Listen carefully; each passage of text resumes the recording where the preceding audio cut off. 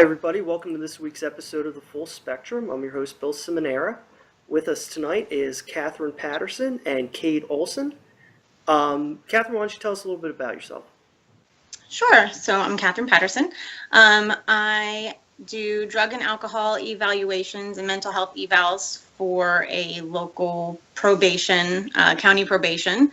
I also teach psychology classes at a university in the area. Oh, wow. Okay, cool. And we also have Cade Olson. Cade, why don't you tell everybody about yourself? Cade Olson. I'm a management consulting. Previously, back in my college days, I was the executive director of Temple's College Republicans. And yeah, looking forward to this discussion. I feel like I'm going to have a lot to learn from Catherine, especially with her work experience. Yeah, I think it's going to be a good one. Okay, perfect. Well, let's go ahead and jump right in. So Congress right now is currently debating the American Health Care Act. Hitherto will be referred to as by me as Trumpcare. Payback's a bitch, man. It really is. So I'm going to get that in as much as possible. But I just want to get you guys' thoughts on the whole process right now and everything in the bill. Catherine, why don't you tell us what you think first? Sure. I think it's a little too early still to know even exactly what's in there. I think there's a lot of confusion right now. I think it some of the things that I've seen, some of the pluses of Obamacare that they're trying to keep, letting kids stay on their parents' insurance until 26, making sure that people with pre-existing conditions can still get insurance. I think some of those things are great. And I think one of the biggest issues that I see right now is the term, I can't think of it, but where they're not requiring people to buy this. And I think that although I think that'd be great, right? It takes away from some of the functionality of it actually working, in my opinion, just because there's the shared risk, that kind of the healthy people need to buy this insurance so that the sick people can afford to be insured. And I think that not being in there will maybe make it a little bit more tenuous for people to stay insured and for it to really be functional. It could have some effects on cost as well as, yeah, absolutely. Yeah, no, that's a good point. Cade, what are your initial thoughts on everything that's been going on with this? So I'm actually not even looking at the end users aspect, just looking at it from a political standpoint. I was actually surprised because I just glanced over the CBO's assessment, the Congressional Budget Office's assessment of the impact to this, and they're saying, right out there, for the next 2-3 years, expect your premiums to go up 15 to 20% for the average American. But after that, after 2020, they're expecting to see the benefits fully realized and have those go down below their current rates. Like Catherine said, I love that they're leaving in the exception or the protection for pre-existing conditions. I do see the risk in removing it as a mandate in terms of if people don't have it, it could impose additional costs and risk into our emergency rooms across this country where you're forced to treat people. Some people might not be going in and getting the health care that they need because they aren't buying the insurance. However, one of the other initiatives in this is to reduce the tax burden tied to medical insurance in this country and encourage and help assist people, both from federal dollars and from your own dollars, to be putting more money into things like FSAs, HSAs, so that you're not, so that you have cash in an account to pay for your healthcare needs. One of the things that I noticed was, this is preferencing or making sure that it's protecting older Americans, people who have a higher likelihood of using healthcare, and with more expensive bills, is making sure that they are more protected than, say, me, someone who's 31, healthy. The doctor asks me why are you even here every time I show up for a physical. The annual healthcare costs for me are nothing compared to someone who's 75 and is on multiple medications. So they're looking out for that. But yeah, that's my first pass at it. Okay. Well, you know what? You mentioned the elderly, and something that's being adjusted in this Republican bill is the age band rating on insurance premium. So Mm-hmm. Obama capped this ratio for older Americans at 3 to 1 for what they can charge for an older person over a younger person. The American Health Care Act would increase the ratio to 5 to 1. Is this something that's going to hurt senior citizens, Cade? I mean, I'm sure it's going to have a negative impact on some people, but as a whole, I think, I'm not sure what with any kind of these changes, I don't know what the phase-in timing of something like that is. But if you do a hard cutover, sure, there are some people that might be negatively impacted right off the bat. But if you're looking ahead, if you're phasing those kind of programs in or those kind of caps or limitations in, it affords people the opportunity to plan for these things, and maybe make sure that they're investing in a way not only for their retirement fund to go on vacation, but to also make sure that their health care is being managed. And Medicaid is not going away. I think it's just more well refining who gets that and what it's being used for. Okay, Catherine, what are your thoughts on that aspect of Trumpcare? Yeah, I think it's worrisome in that the idea of the HSA is great, but the people that are relatively going to be affected by this, whether elderly or not, are the poor, right?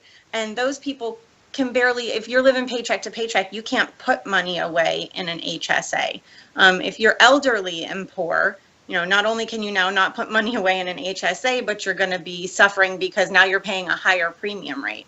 So I think that's what, as far as how it could be negatively affecting the elderly, which is really at this point who needs it, because, like you said, it's not usually the 31-year-olds that are ending up going to the doctor frequently and having high medication costs.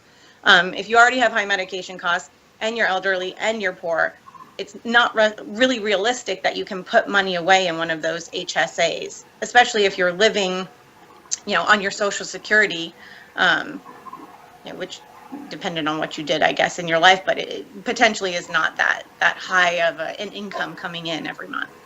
All right. Yeah. I'm sorry, Kate, did you have?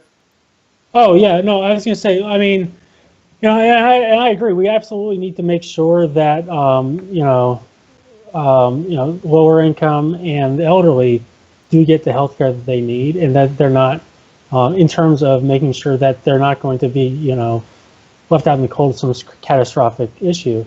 Especially as you get older, there are a lot more routine things that might seem trivial to us that are much more important to them that they get the care and attention for.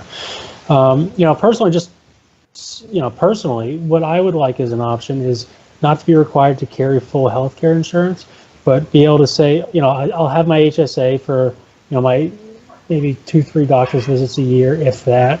I would say that I'm a typical healthy American in that sense. But then I would want to purchase some kind of catastrophic insurance. Kind of, it's like think about auto insurance from the perspective of if you own your car, if the bank doesn't own it, so you don't need to carry collision. Now, if you own your car and you say, okay, I'm a safe driver, I've never had an accident, I don't live in an urban, in an urban area where there are potholes everywhere. I just want to carry liability to make sure that if I get in an accident, if I get banged up really bad and I've been put in the hospital, or God forbid I put someone else in the hospital or damage their property, that I'm covering those. I'm covering those major events. But if I get in a little fender bender or someone breaks into my car, those happen so few and far between. I don't mind shelling out the cash when that happens, rather than having to shell out, a lot of money every year and nothing ever comes of it. Well, the problem, one thing I just see with that is it costs a lot more to fix your body than it does to fix a car. I'm just using it as an example in terms of the different types of coverage. Like, yeah. I look at collision and comprehensive as kind of like your day-to-day, your annual physical, things like that. Just like if you get the flu or a cold or something, you have to go get prescriptions maybe once a year. But if you break a limb, if you have to have surgery, things like that, you have this protection. You have this protection in so that you're not left holding the bag the entire time. So for those more catastrophic or major events, those are covered. So you're basically what I'm getting is you like the idea of being able to customize your insurance a little more to fit what your needs are. Is that basically what you're saying? Or if you could do with health insurance, picking a plan that kind of Yeah, isn't in one general, size yeah. fits all. And one of the problems that came out of Obamacare was that you looked at a lot of the major health insurance providers in this country. Like I think UHC was one of the biggest examples. They looked at a lot of the markets and the marketplace, and they said it's not worth it us to be here anymore. With Obamacare in here, we can't maintain. We can't provide the type of care at the prices that we need to. According to our risk assessments, we're out. It's not even worth it for us to be here. We're leaving. We saw a lot of that. I do like the idea in an ideal state of everyone having insurance, obviously, everyone being protected. But when you don't have, when you only have one or two providers, of something, you're not going to there's really no incentive to drive down costs. I don't really trust the government to offer it at the lowest possible cost, because if I look at their costs, their overhead, it's significantly higher on, say, a per employee basis or a per customer basis than it would be for a private organization. Okay. Well, you mentioned wanting to look out for the poor, and the poor, their main means of insurance is Medicaid. It's the largest provider for low-income Americans. Something that Trumpcare wants to do is they want to eliminate the Obamacare expansion of Medicaid by 2020. People who are already enrolled can stay on, so it's not going to drop those people. So right now, the expansion makes all adults who earn up to 133% of the federal poverty level the ability to enroll in Medicaid. If that's withdrawn, Catherine, what kind of effect do you think this would have on the poor being insured in our country? I think it will probably dramatically decrease the amount of people that are living below, close to, just above the poverty line. In my, in my work, I've worked mainly with people who are insured by Medicaid. So I know, I see how these people have lived. I've been in their homes. I've worked with their families. These are not the people that are, I'm trying to think of the senator, congressman's example the other day that, they should stop buying their iPhones so they can afford to buy healthcare. These are not people who are buying iPhones.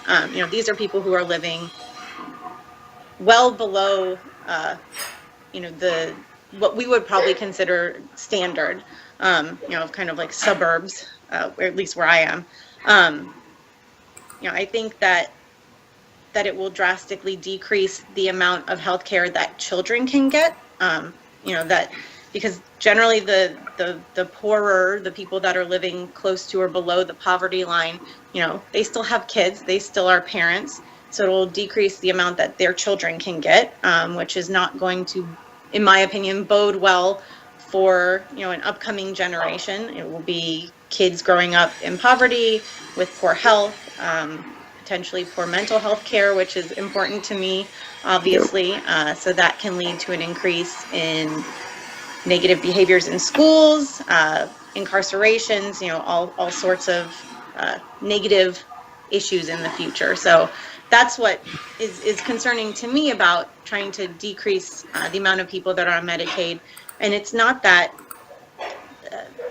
there's going to be less poor in the future. I mean, I get the whole grandfathered in clause, that if you're already on it, you can stay on it. But the kids that are growing up in poverty now have a higher chance of becoming the adults living in poverty in the future. And if they can't get on Medicaid as adults, that could create an even bigger problem.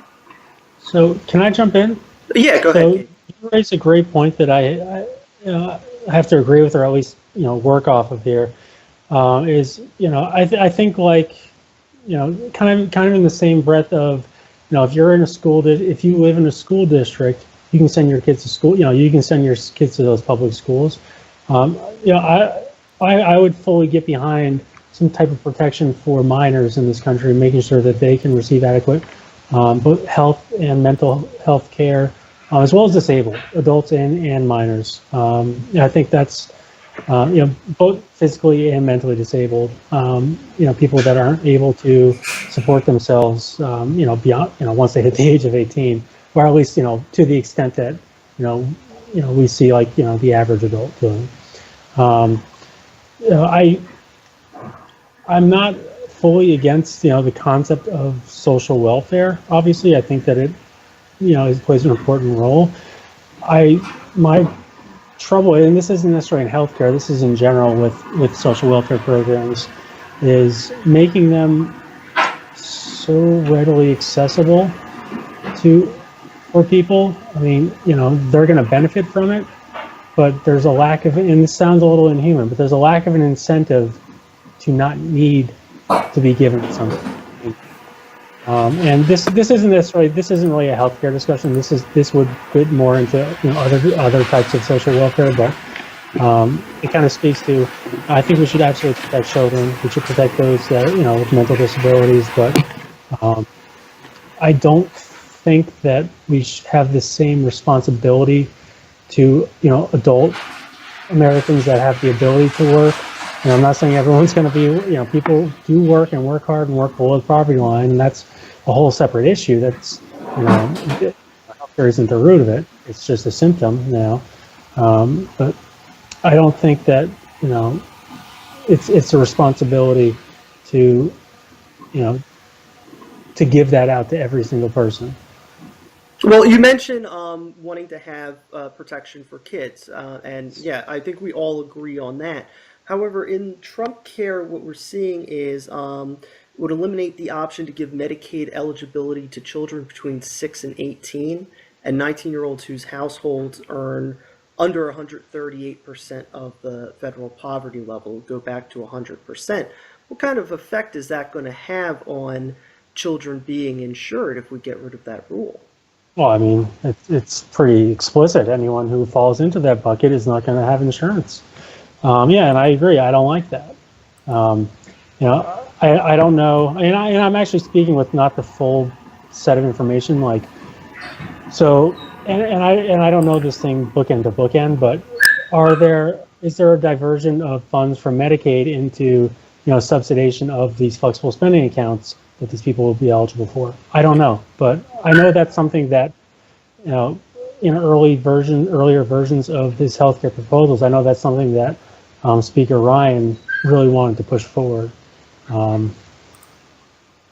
So that's something that concept is something I would get behind. Is maybe not necessarily. So looking at everyone today that's eligible for that expansion, the Medicaid expansion, in lieu of that,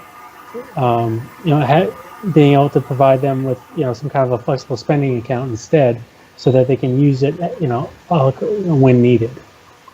Okay, Catherine, I want to get your reaction to this one piece of it, because since you work in public health, you probably are well aware of this one. The Prevention and Public Health Fund, it was a provision in Obamacare that provided about $1 billion a year to the Centers for Disease Control and Prevention.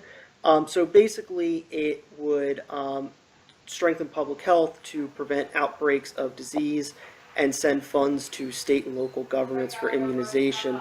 It also provided money for research, screenings, and promotion of healthy behavior. This bill would repeal that fund. Catherine, what is your reaction to that? I mean, I think anytime you start taking money away from public health, you're not going to have positive effects on the public. I mean, I think that's kind of common sense. Yeah. I understand the idea that it seems fiscally responsible right now. Oh, we're going to repeal this. We're going to save all this money. That's going to be less money that we're paying in taxes. I get the idea behind it. But what I think it lacks is foresight that, yeah, we might be saving money now, but long run, it's going to end up costing us a lot more, because you're going to, see those issues. I mean, you saw it in Indiana. There was a huge HIV outbreak when some funds were diverted away from public health by then Governor Pence. And I think that that's kind of a good example of what you could see happening a bit more nationally if you start taking funds away. I think you're also going to see a lot more stress on emergency rooms, because they have to treat you. That's where you can go and you can be treated. And it's not that, you get treated at the emergency room, you get a bill, but there's a lot of medical debt in this country that does get taken away either with bankruptcy or bargained down. And I don't think that you're going to necessarily see the recouping of those funds as much as maybe is thought would happen. And actually, you make an excellent point there, Catherine, about emergency room visits. When people default on that the burden for that falls on taxpayers. Yeah. So, we wind up, so we might save them taxes in the short run, but, in the end, we could wind up paying for it. Absolutely. So question on that. Sure. So we'd essentially be rolling it back to where it was before Obamacare, right? In that respect. So that was an issue previously, where we had uninsured people coming into hospitals, and now we have a problem with Obamacare is that we have an extreme strain on our public health system, where we have people coming in and just essentially flooding our hospitals, and we don't have the ability to keep up with it, and the quality of care is going down significantly as well. Now, because of the costs that they're able to charge, they're not able to staff appropriately because they're not going to be making the revenues that they need to offset it. And these doctors and nurses deserve to be paid for what they do. I just don't think that either. I don't think that keeping it in place or purely just rolling it back are going to solve that problem. I think you're going to have a problem in your emergency rooms. It's just, it's just a different stink to each one.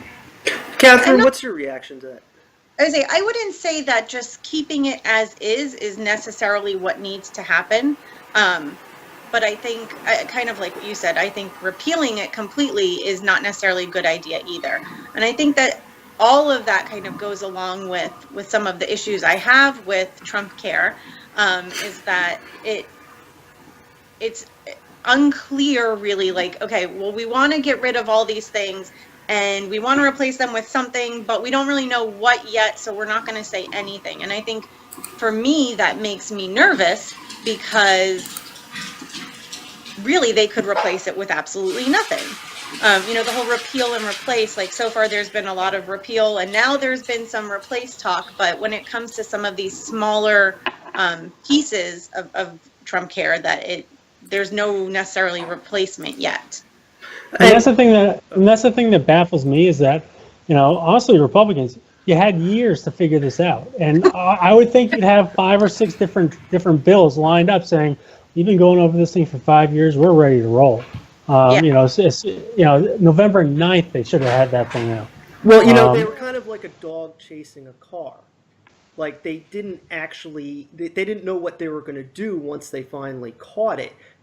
My friend Ramsey on the first episode that we did, we talked about Obamacare, and he made an excellent point, is that the Republicans really used it as a piece of campaign fuel with Obamacare, like railing against Obamacare. We're going to repeal it. And now they've gotten into a situation where they fully control the government, and now they're facing some political realities of it. First it was, we're going to repeal and then kick the can down the road a little bit, and that wasn't feasible.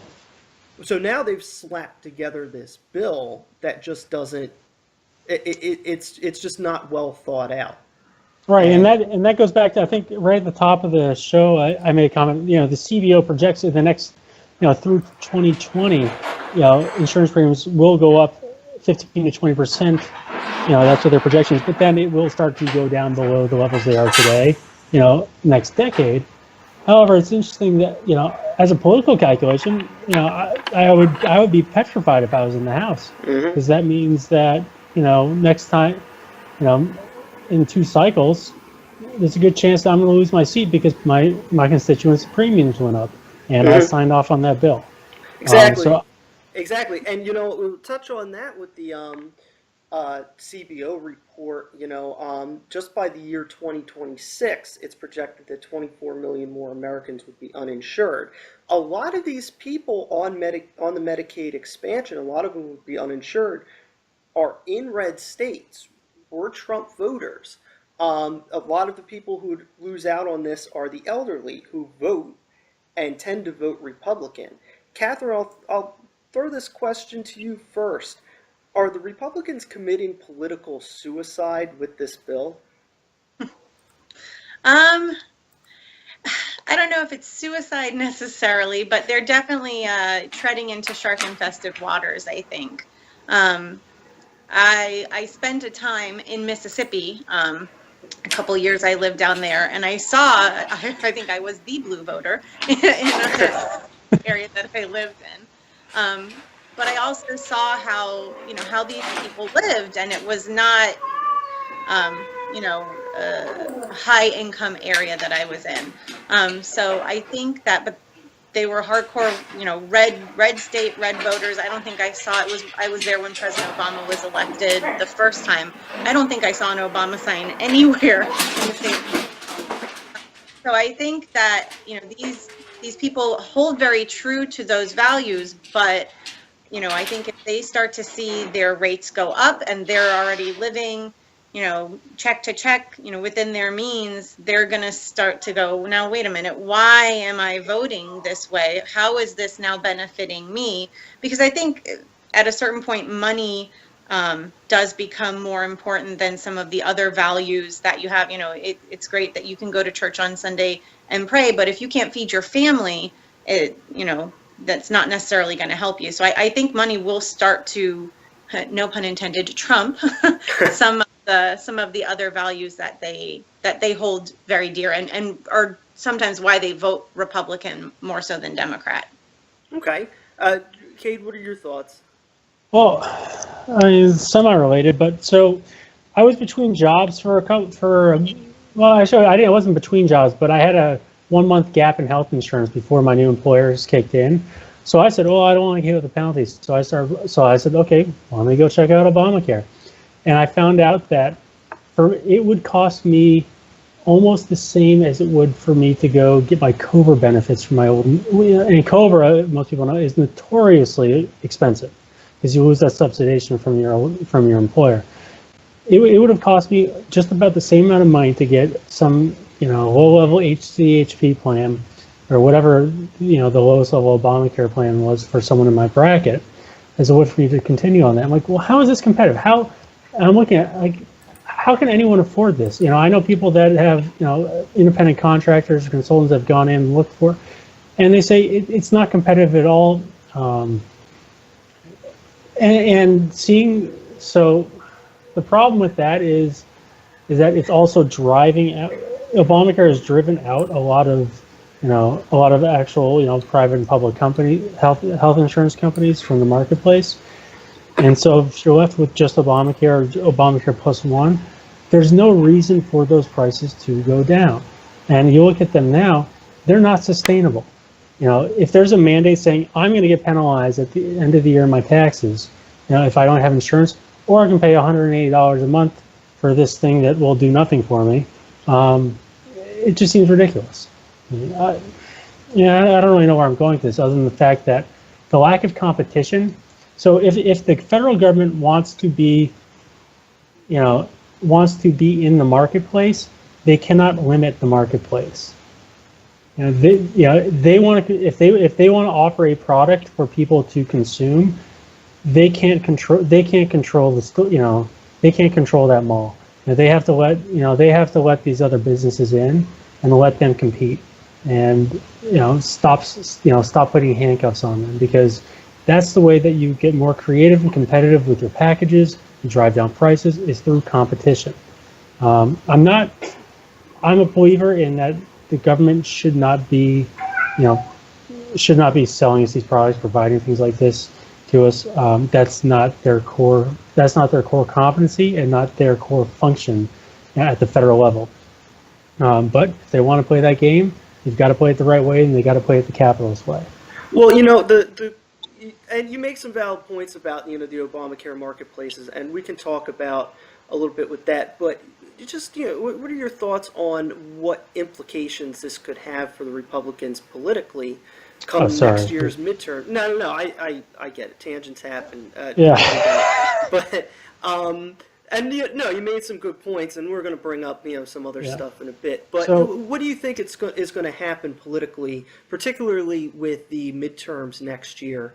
I don't think much is going to happen next year. I don't think that there's going to be that much of an impact in the marketplace by that time.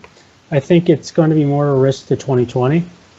After people have sat with it for a year and a half, and that campaign trail starts up again. Not every, but almost every midterm with a new president, you'll have more of a surge in the other parties, in the motivation and in the backing there. I think the Republicans are going to lose some seats. That's just what happens year two of a presidency. Especially if they swept all branches the year 2 years before. I don't think it's gonna knock them out. I don't think it's gonna devastate them. I think that's gonna be much more closely tied to the administration and what they do to how effective they are overall with the economy, with restoring our level of respect internationally. Things like that. I think that's going to have a much bigger impact than this healthcare bill in the 2018 elections. Okay, and Catherine, Cade was bringing up the exchanges and the marketplace that created. What are your thoughts on the healthcare exchanges, especially as someone coming from the healthcare profession? Well, if I'm being honest, I don't know. Personally, I don't know. I haven't looked into the exchanges that much. I mean, like Cade was saying, he had this instance where he had to look into it.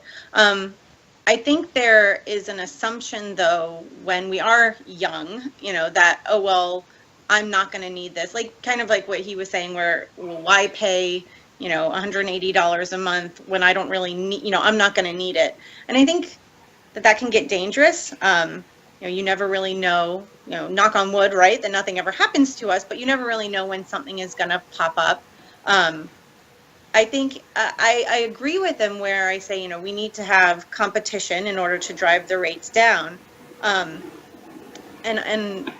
I do think that having more competition is better, but I think that having the government as maybe the backbone, if nothing else, we do have this, you can still be covered. If you can't afford, say Aetna wants you to pay $150 a month and Blue Cross Blue Shield wants you to pay $180 a month, that you can get this government subsidized rate that can hopefully be lower, but that you can and should and will have health insurance. I don't think that health insurance is a privilege. I do think that it's a right that we should have in this country, and that not having our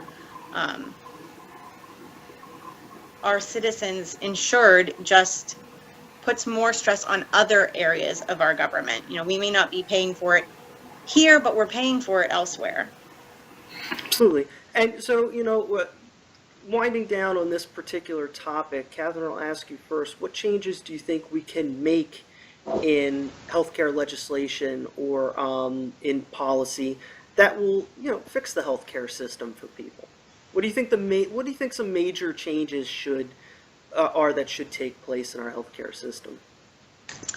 I think the biggest one for me would be making sure that kids are all insured. You know, anybody under the age of 18, I'd say even up to the age of like 21, you know, if you're, I don't know, meeting some criteria in college, something like that, military, although they are insured. I think making sure that kids are insured and being appropriately cared for, you know, like making sure they're healthy and following, you know, a health plan or being taught healthy eating, healthy living, stuff like that, because that's going to, in the long run, make less burden on our whole healthcare system than we have right now. So basically, what you're saying is, you know, if we can get kids on the right path when they're young, then that decreases the burden as they turn into adults. Yeah, you know, teach the good behaviors early on, and hopefully they maintain them. Hopefully you'll maintain them as you grow older, Sure. and we'll need to rely on the healthcare system more. Cool. All right, that's a good point. Kate, same question. What do you think some major changes should be? So Catherine hit the nail on the head right there with education for parents of children. I think, you know, everything downstream of that is a symptom of this core problem of, well, I mean, it even goes back even further, but, you know, I'd probably be the only Republican in Philadelphia to say this, but I applaud the soda tax in this city. Obviously I like sweets, but like everybody, but I do think that sugar and corn syrup are terrible for the body. If you look at, especially you look at a lot of cities, I used to work down in Chester where it was even worse than it actually is in Philadelphia, but where you don't have supermarkets, all you have are these bodegas where they sell prepackaged food, no fresh fruits, vegetables, fresh meats, things like that. People are left drinking soda, concentrated juices, and candy bars and chips. I mean, all of that, it's dog shit. It's terrible for you. This is what gives us heart disease. This is what gives us diabetes, things like that. So educating people on how to eat right and how to exercise. You don't have to go to the gym. Walking is probably the best thing that you can do for yourself, and that's easy. Learning how to eat right, and you don't have to break the bank to do it. You just need to know what foods to target. That's one of the biggest things, and educating youth and educating parents to do that, so that it perpetuates itself down the line. And one thing with talking about healthcare when people are younger is a lot of problems that we face, and a lot of things that can be prevented as far as situations where kids require special ed can be prevented with good prenatal care. A lot of things come up as a result of poor natal care, and really, I mean that winds up being services wind up being a tax burden down the road, when if you can take measures to prevent it in the first place, perhaps that would in the long run reduce costs for everybody and help children at the same time. All right, well, it was a good discussion on that. I want to move on to the next topic. So Republicans in this effort to repeal and replace Obamacare, and this has come up before, is they want to add in a defunding of Planned Parenthood. Now, Kate, do you think we should defund Planned Parenthood? No, and is this a complete defunding, or is this? From what I've seen, they're talking about a complete defunding, complete federal defunding. No, I don't. I think it's foolish, and I think that's the religious right that has a stranglehold on its middle American congressmen. I think abortion, last I checked, abortion services, which is all they're talking about when they say that, only takes up about 3 or 4% of Planned Parenthood's, spending. Most of it's on, I think, STIs, STDs, contraception, things like that. I mean, I think those two take up the overwhelming majority, maybe more than 2/3 of its budget. No, I think, Catherine and I are probably going to see eye to eye on this. I think that's foolish. It goes back to our closing argument on the last one. I think, I've been fortunate enough to not have to work with Planned Parenthood, but they do defend services. Okay, perfect. Maybe that's what that 1% other is on the budget. The other, yeah. But I don't know how much that they're going in actual active or proactive education, of women's issues on health issues, STDs, STIs, things like that, rather than, from my perception of it is a lot of what they do is reactive. Obviously, then with contraception being the exception there because you're going to try to prevent something, but everything else seems like it's a reactive service. So I don't know what they're doing to get out there in front of it to try to reduce the need for Planned Parenthood for those things, but I think that would be a worthwhile investment on their side. Yeah. And I approach my professional life like that. I say, how do I make myself unnecessary and redundant? And I consider that a success. There you go. The idea of a success story for Planned Parenthood would be, for things like STIs and STDs, and and not needing that, not needing the funding for that. So if they were putting more effort into funding, those areas, I think I would see more value add. I still think it's a very important service, in this country. I'm definitely not, and I would think most Republicans, if you ask them one-on-one, would say no, it'd be foolish to get rid of it. That's just that's the religious right there. Yeah, exactly. And abortion services. I'm going on Planned Parenthood's stats here. Said 327,166 were abortion services of a total of 10,933,676 services. $366,000. No, in services provided. Oh, So every year. No. This was let me see. This is it's older stats. It's from 2012. That might be the it appears. Oh no, excuse me. I'm sorry. I misspoke there. These are recent stats because so total services provided to individuals, and that runs the gamut from STI and STD testing and treatment, contraception, cancer screening and prevention, pregnancy tests and prenatal services, along with different family practice services. Came to almost 11 million people served, and the total number of services for abortion were 327,166. So you're about right on the 3% mark on that. So my problem with that is, first and foremost, I don't love the idea of abortion. Obviously, I don't like it, but I would always defer to a woman to make that decision. I think that it should be a conversation if it's a relationship, or if it's not a negative situation. It should be a conversation, a collaborative one. But at the end of the day, it is the woman's choice. I'm more concerned with the 325,000 abortions that took place in this country, and I think it's okay. That's a service being provided. How do we get that number down?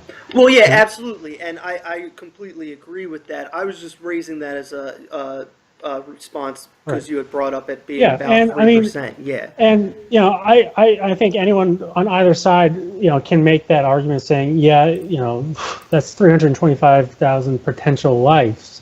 I don't care where you draw the line. What is life? That's over 250,000 people in this country that potentially weren't born. And I'm definitely a pro-choice, but that still strikes close to home. I mean, that's a tough one. Well, yeah, and I mean, you never want. I mean, the Clintons' ideology of safe, legal, and rare was definitely, I thought probably the best iteration of it. Catherine, I want to just ask you on this. With what we're looking at, what kind of effect do you think a defunding of Planned Parenthood would have on women's health? I think it would be catastrophic. Planned Parenthood is, as far as I know, the only national women's health care organization, meaning that they're in, I believe, all 50 states, Puerto Rico and Guam. They try to be kind of everywhere so that they're easy to get to. Now, there's sometimes a political fight that goes along with that. As someone who used Planned Parenthood for many, many years before I was able to get on, great employer health insurance, I don't know how I could have gotten my yearly screening, gotten birth control for probably from age 18 through 20. I married my husband when I was 26, so 8 years, where I don't know how I would have been able to do those things in a safe and affordable way. I think that's probably the biggest reason that I support Planned Parenthood pretty ferociously, because it's safe and affordable. Not that those services, and I don't just mean abortion services, I mean any family planning, women's health screenings, STD, STI testing, pregnancy testing, contraception, any of those things. Not that they're not out there in other places, but especially for people who are either not on, a good health and employer health insurance plan, or have it through a spouse or a parent. It's not affordable, and it's not always safe. You don't necessarily know what you're getting. And in my knowledge of Planned Parenthood, they do a lot of family planning. They are out in communities trying to teach appropriate family planning services. Kind of like you said, you're trying to put yourself out of business. Mental health, that's always what I'm trying to do, is get myself out of business. I think Planned Parenthood does try to do that, especially as far as abortion services go. They want to teach how to use contraception. They want to teach family planning. It's just not always welcomed in certain parts of the country. And your experience, it's definitely gives a lot of insight into everything that Planned Parenthood does for women. And do people, Catherine, have a misconception about Planned Parenthood? Because people always think abortion when they think of Planned Parenthood. Is there a gap in people's understanding of what exactly Planned Parenthood does in this country? Yeah, I think so. And I think a lot of that is kind of politically motivated, trying to, I don't want to say that the Republicans are trying to keep people ignorant necessarily. I just think, that there's a big movement with the religious right to, keep the knowledge of everything that Planned Parenthood does on the down low, because they want to say, well, abortion is bad, abortion is bad. If you vote against, Planned Parenthood, you're saving babies. And I agree with you that the number of 300,000 is enormous, but plenty of research has shown that if you educate, kids, especially growing up, and don't teach abstinence only, and you teach family planning, that they are less likely to then need those services.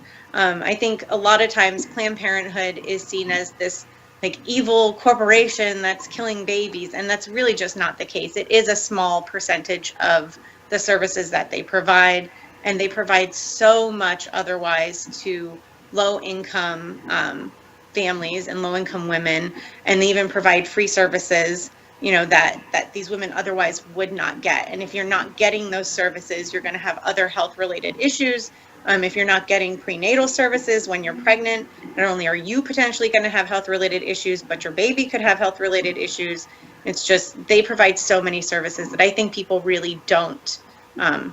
And I think they try to get that information out there. It's just, it's kind of like you were saying with Obamacare, where it was like a marketing technique for, people don't like Obama, so we'll call it Obamacare and they won't like it.